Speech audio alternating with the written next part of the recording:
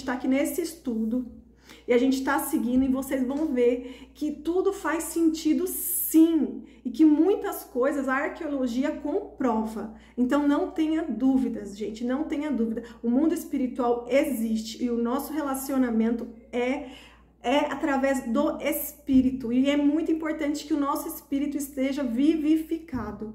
Então não deixem a dúvida entrar no coração, não deixem, não importa o que os outros digam, não importa. Eu já escutei várias coisas, mas não importa, a gente não pode deixar a dúvida entrar na nossa mente e no nosso coração. Aí eu vou ler com vocês, porque isso aqui é muito importante. Tenho o hábito sempre de ler, gente, Efésios 6, do 10 ao 18. Mas o hábito de ler, vocês estão criando o hábito de ler, vocês vão criar o hábito de ler a Bíblia inteira, porque nós vamos fazer esse estudo junto, da Bíblia inteira, em nome de Jesus. Mas sempre quando vocês precisarem, que vocês passarem por algumas situações, se apeguem àqueles capítulos, aqueles versículos que vão dar o auxílio para vocês, né? Que vão fortalecer a fé de vocês. Então, olha só, Efésios 6, 10 a 18. Finalmente, fortaleçam-se no Senhor e no seu poder. Vistam toda a armadura de Deus para poderem ficar firmes contra as ciladas do diabo. Pois a nossa luta não é contra pessoas, mas contra poderes e autoridades, contra os dominadores desse mundo e de trevas, contra as forças espirituais do mal nas regiões celestiais. Por isso, vistam toda a armadura de Deus, para que possam resistir no dia mau e permanecer inabaláveis, depois de terem feito tudo. Assim, mantenham-se firmes, cingindo-se com o cinto da verdade, vestindo a couraça da justiça e tendo os pés calçados com a prontidão do evangelho da paz. Além disso, usem o escudo da fé, com o qual vocês poderão apagar todas as setas inflamadas do maligno. Usem o capacete da salvação e a espada do Espírito, que é a palavra de Deus. Orem no Espírito em todas as ocasiões, com toda oração e súplica. Tendo isso em mente, estejam atentos e perseverem na oração por todos os santos.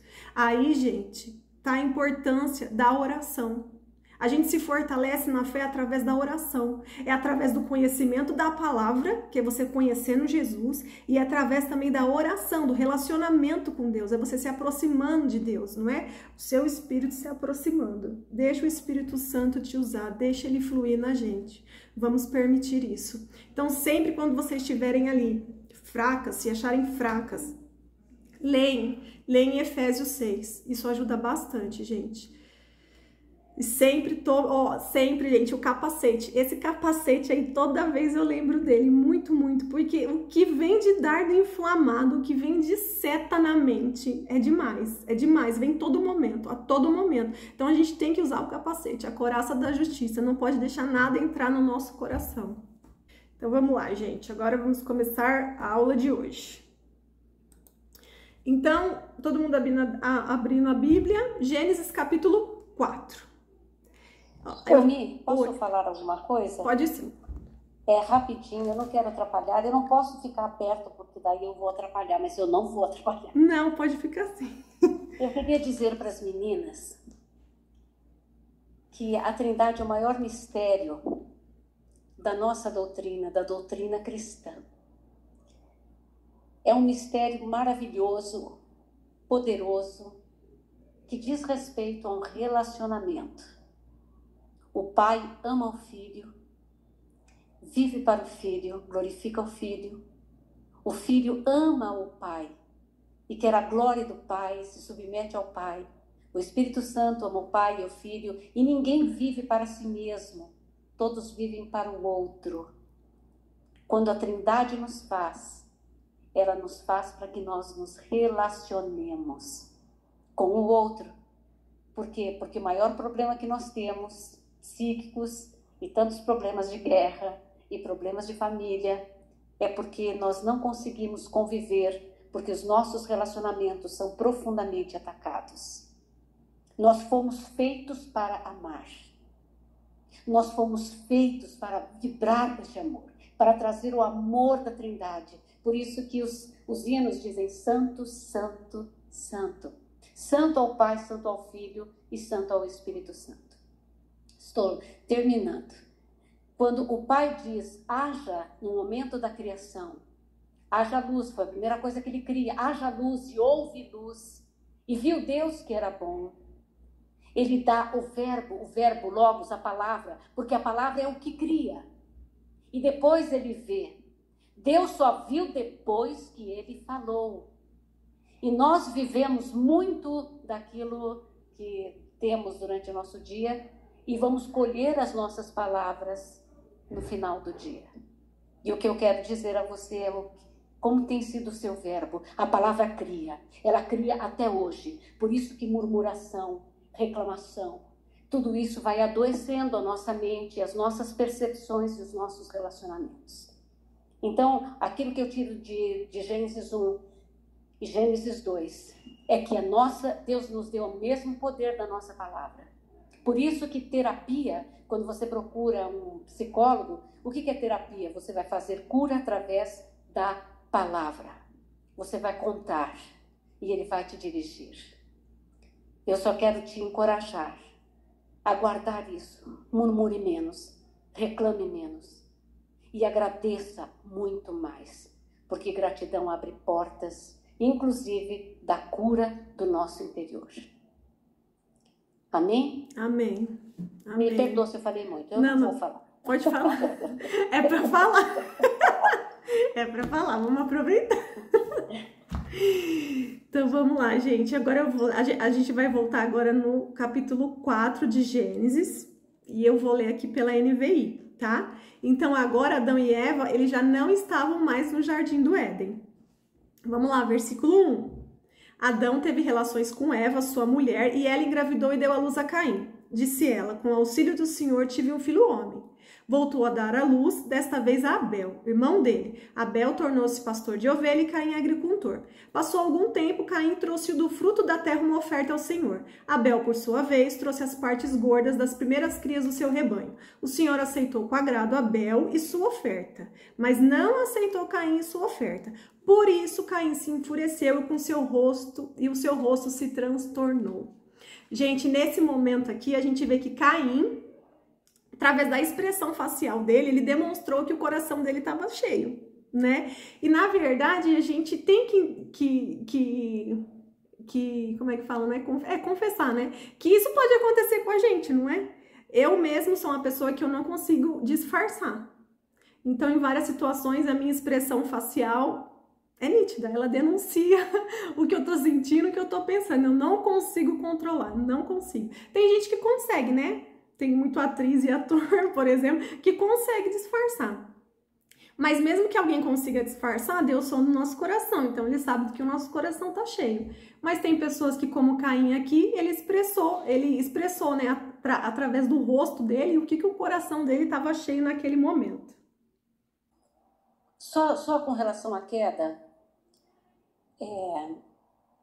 quando Adão resolve desobedecer a Deus e comer de um fruto, que era a ciência do bem e do mal, e ele o faz através da sua esposa, quando Eva come, e todo mundo, estava escrito que assim que eles comessem eles iam morrer, ela disse para ele, eu imagino, come, eu não morri. Ela não sacou que aquilo que morreu nela foi a parte espiritual e que a morte seria lenta. E quando ele come, ele desagrada a Deus, existe um rompimento na relação deste primeiro casal com Deus.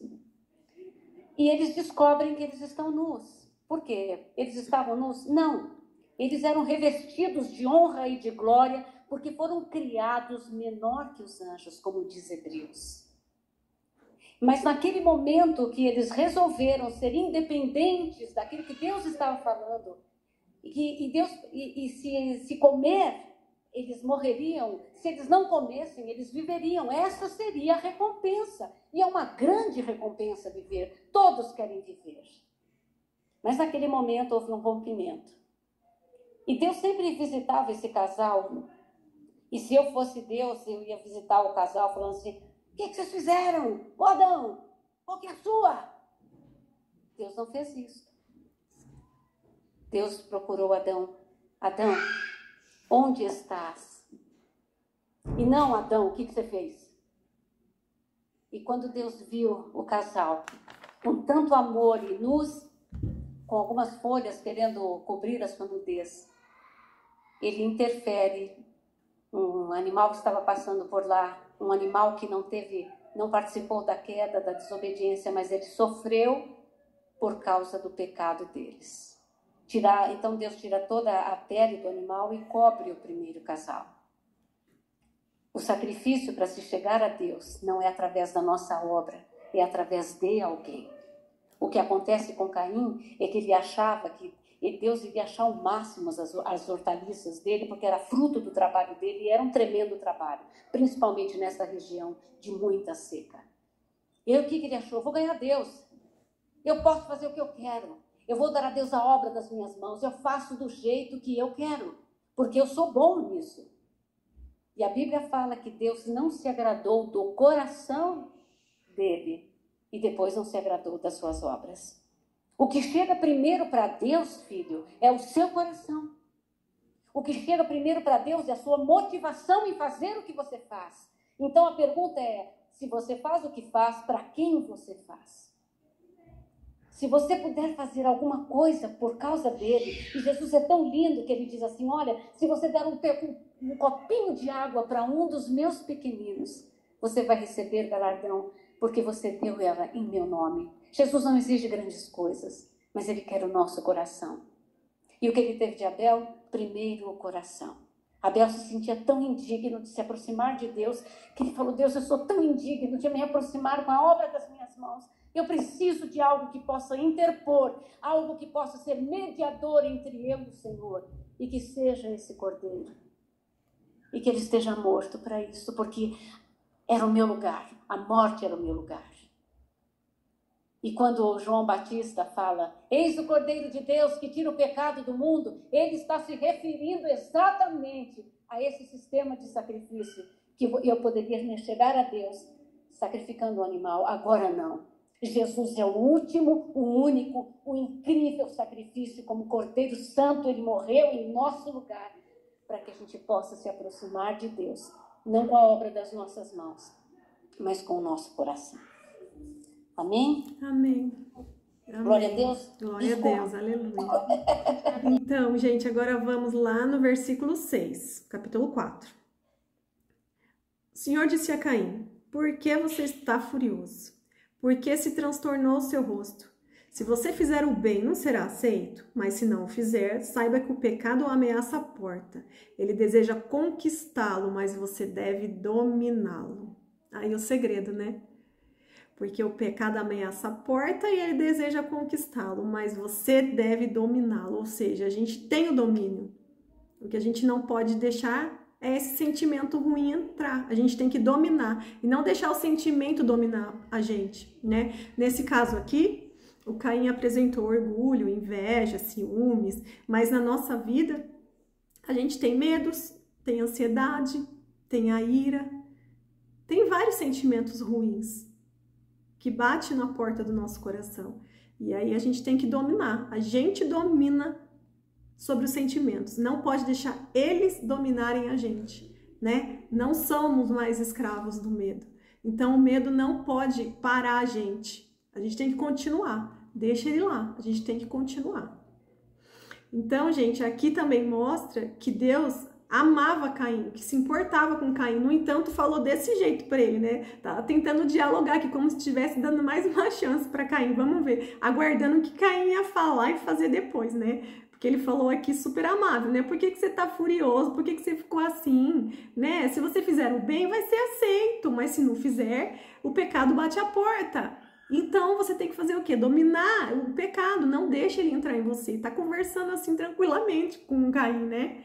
Mas ao invés de Caim se arrepender naquele momento, né? Dele confessar, ah, meu Deus, desculpa, realmente eu não dei o melhor de mim, né? Realmente no meu coração ali não foi na frente da minha oferta. E, né, e pedir desculpa e falar, não, eu vou me esforçar, eu vou preparar uma outra oferta para sacrifício. Não, o que ele fez? Né? Ele não fez isso, ele bloqueou ali, ele não houve arrependimento naquele momento, né? Então ele foi deixando o pecado entrando, foi abrindo a porta e o pecado foi entrando. E aí isso também mostra, gente, o quê? Imaturidade, não é? Imaturidade. Porque não tem jeito. Mesmo assim, você sendo cristão, você tem que ir estudando e você tem que ir colocando em prática, você tem que amadurecer, você tem que ir subindo de nível. Você não pode deixar que as pequenas coisas atrapalhem a sua evolução em Cristo. Não pode deixar, não é? Não dá mais para ficar só no leitinho, você tem que ir para comida sólida. Não é? Não tem como. Aí eu lembrei de 1 Coríntios 13:11. Quando eu era um menino, eu falava como menino, pensava como menino e raciocinava como menino. Mas como me tornei homem, deixei para trás as coisas de menino. Porque, gente, ficar emburrado, isso é coisa, fazer birra é coisa do quê? De criança. É de criança. A gente erra, normal, erra. É claro que a gente tem que se esforçar, principalmente para não cometer o mesmo erro, né? Mas vamos pecar, mas a gente tem que aprender com aquilo, a gente tem que se arrepender, a gente tem que confessar tudo que a gente já disse na aula anterior, o quanto que é importante, né? Você dizer, você verbalizar, você se arrepender e confessar o pecado. Então a gente tem que andar para frente, não pode ficar ali na imaturidade, se fazendo de vítima, se sentindo coitadinho porque aceitou a oferta do irmão e não aceitou a minha. Então eu vou me revoltar e vou me rebelar. A gente sabe que esse caminho é errado. O manual aqui do fabricante mostra pra gente em várias ocasiões que esse caminho é o errado. Então, gente, aqui tem uma pergunta, né, pra gente refletir. O que a gente vai escolher? Se é um cristão carnal ou um cristão espiritual, né? Um cristão carnal, gente, é aquele cristão que com uma mão ele louva a Deus, mas que com a boca dele ele faz fofoca.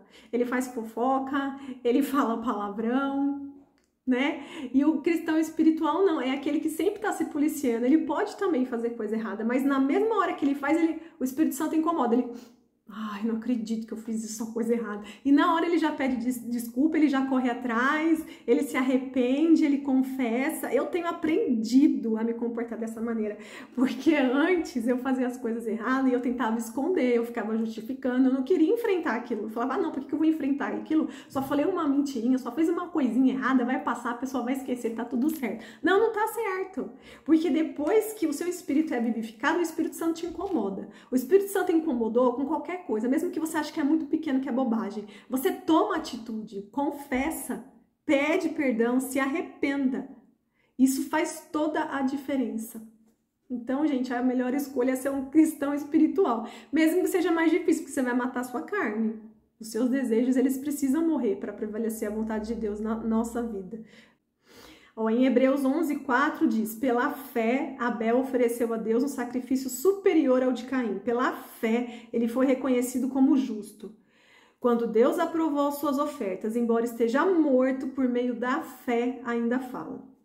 Então foi aquilo que a pastora falou, né? O coração chega sempre antes da oferta. Deus sonda o nosso coração.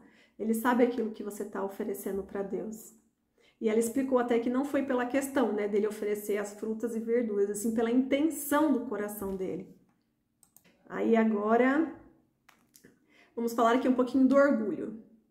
O orgulho é fogo, né? O orgulho, ele representa a superioridade entre os irmãos, o que não demonstra em nada os ensinamentos de Deus para nós.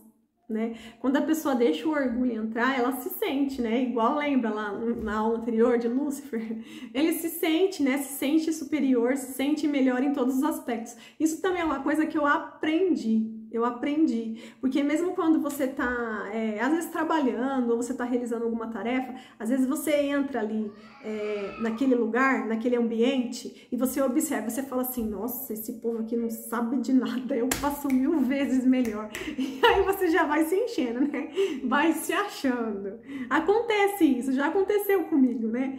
E aí, desde criança, eu percebo isso, e ia acontecendo. E aí, conforme eu fui amadurecendo, Deus foi colocando, eu permiti que o Espírito Santo colocasse humildade em mim. Humildade. Eu olhava tudo com os outros olhos, sabe? As pessoas que antes eu achava chata, que eu achava que não tinha jeito, as escamas dos meus olhos foram tiradas e eu fui vendo o valor de cada um, quanto que era importante de cada um, cada pecinha ali, cada pessoa, sabe? E o meu orgulho foi morrendo, ele foi morrendo. É claro, gente, que às vezes vai surgir. Mas é aquilo que a gente acabou de falar aqui, é dominar, não deixar ele entrar. Mas é muito importante isso, a gente não deixar o orgulho, né, para você se sentir melhor do que os outros.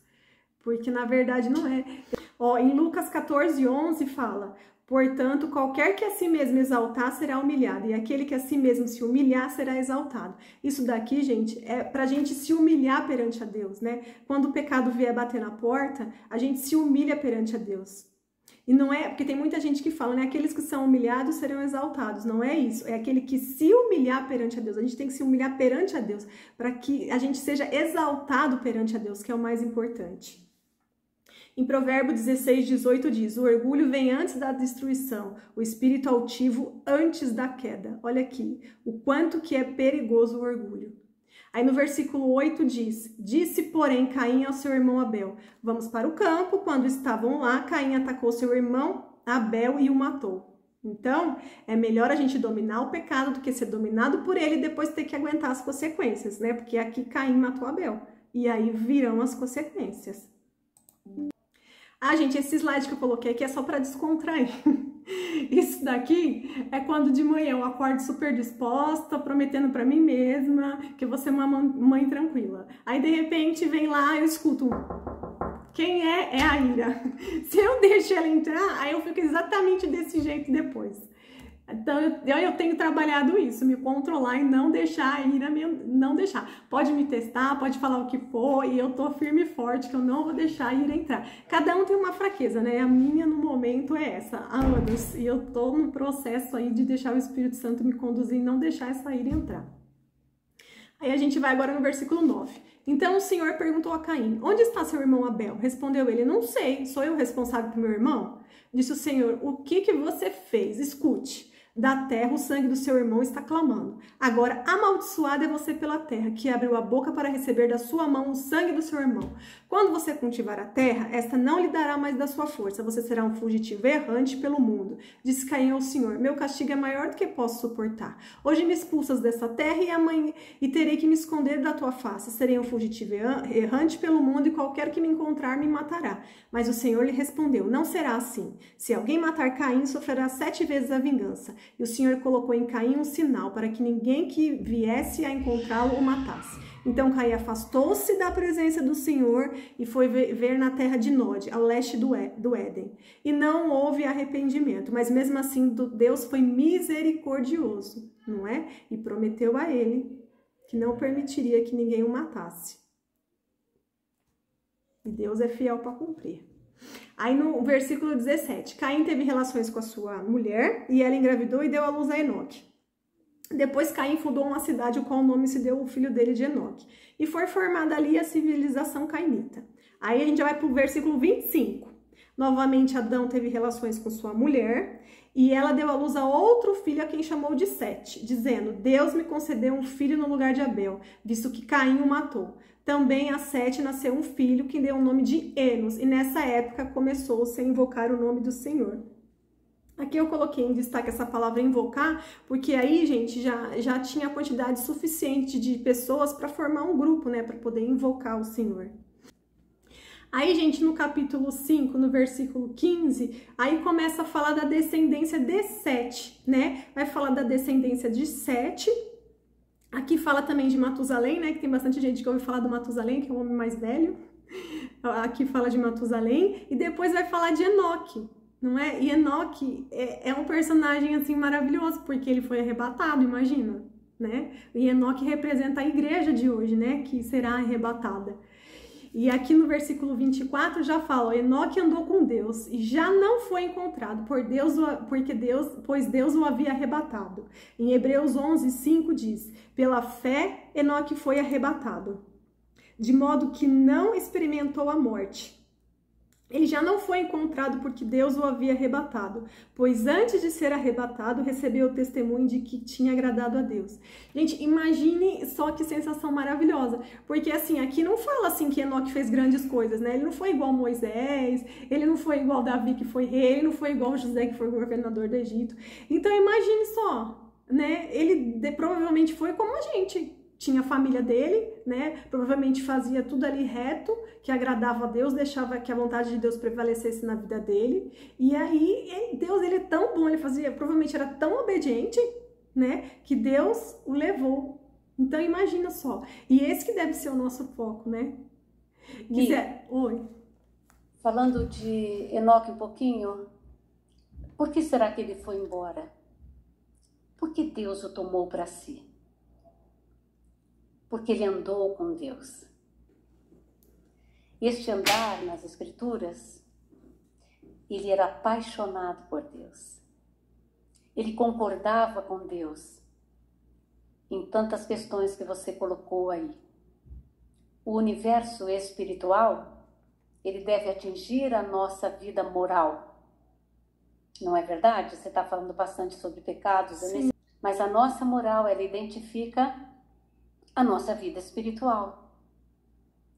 E Enoque, ele era tão apaixonado que onde Deus estava, ele estava junto. Onde ele percebia a presença de Deus, ele ia ter com Deus. Por isso que ele foi levado. Deus o tomou para si, porque ele o amou. Então, o que ele me ensina? Me ensina que andar com Deus não é difícil. Me ensina que quando eu reconheço a Deus, quando eu conheço a Deus, eu me apaixono por Deus, porque Ele é incrível. Porque o Deus que fez as estrelas, as galáxias e todo o cosmo, Ele transforma o caos em cosmo. Este Deus olha para mim com um amor indivisível. E é isso que eu queria deixar para as meninas. Nós somos tão amadas e nós somos tão queridos e tão desejados que andar com Deus não é algo que deve ser imposto por nenhuma religião. Andar com Deus deve ser o anseio do nosso coração. Verdade. Então é possível, né? Se Enoque andou com Deus, a pastora acabou de falar. É possível que a gente também ande com Deus. Claro que é possível. É só a gente decidir. Aí, gente, nesse próximo slide, aqui eu mostrei até chegar em Noé, porque na próxima aula a gente vai falar de Noé e do dilúvio, né? Então aqui eu mostrei que Noé, ele é descendente de Sete. Então, deixa eu só mostrar para vocês aqui. Então, o próximo encontro a gente vai falar de Gênesis de 6 ao 10, que vai ser o dilúvio, Noé. E aqui, gente, eu vou divulgar para vocês o encontro de casais que a gente tem na nossa igreja, na Yacht Church aqui de Santo André. O próximo vai ser o dia 2 de setembro. Eu sei que tem muita gente que mora muito longe, que não vai conseguir vir. Mas se alguém conseguir vir, né, às vezes que não mora tão longe, queira participar, gente, é muito bom, é divertido. A gente aprende a se relacionar.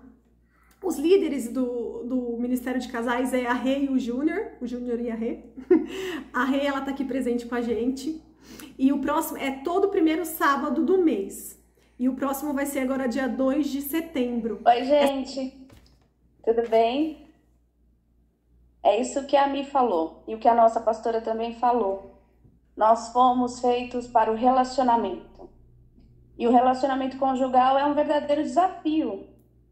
E todo primeiro sábado do mês a gente se reúne para aprender como lidar, como conviver com o nosso cônjuge à luz da palavra, com aquilo que Deus quer que nós façamos. Então, todo primeiro sábado a gente está junto e quem puder, apareça, será um prazer.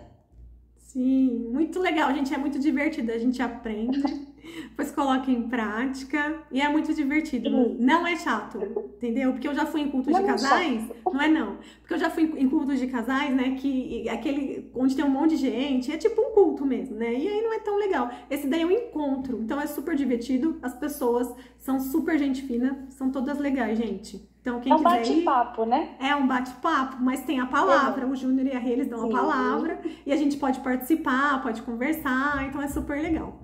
Gente, eu quero agradecer a presença de todas. Pastora Gi, muito obrigada. Rê, muito obrigada. Muito obrigada pela presença de todas, gente. De todas que estão aqui. Eu agradeço demais. E eu encontro vocês, então, na próxima quinta-feira, às 8 horas. A gente vai falar de Noé e do dilúvio, tá bom? Obrigada, Senhor, obrigada por esse momento, papai, obrigada pela vida de cada uma que estava aqui presente, Senhor, muito obrigada, papai, por tudo que o Senhor trouxe à nossa mente para que fosse dito nesse lugar, que a fé de todas aqui seja fortalecida. Que elas não se desviem do caminho reto do Senhor. Que haja paz, que haja amor, que haja alegria no lar de cada uma, Senhor. Por favor, papai, cuida de cada uma, papai. Abraça cada uma, Senhor. Que elas possam sentir o seu amor, o seu abraço. Que elas possam sentir o quão quentinho o Senhor é. Muito obrigada, papai. Muito obrigada, Jesus, pelo seu sacrifício. Porque graças à sua obediência pudemos ser adotados como filhas. Muito obrigada, Senhor. Que Deus abençoe, gente. Um beijo.